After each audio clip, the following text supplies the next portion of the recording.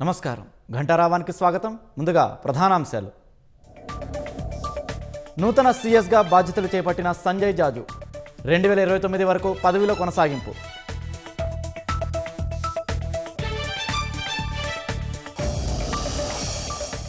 సీఎంని కలిసిన Bharti enterprises chairman Sunil Mittal.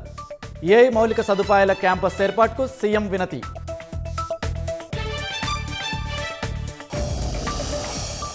సొంత ప్రాంతానికే సీఎం అన్యాయం చేస్తున్నారన్న హరీష్ రావు.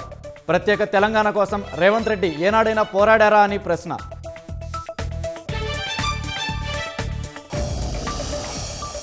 తమిళనాడు రవాణా రంగంలో సరికొత్త మార్పులు. ఇకపై ప్రభుత్వం ఏసీ బస్సులనే కొంటుందని సీఎం విజయ్ వెల్లడి.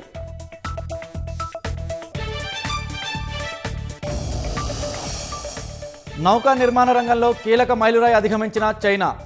10,800 కార్లను ఒకేసారి తీసుకెళ్లేలా భారీ క్యారియర్ ప్రారంభం.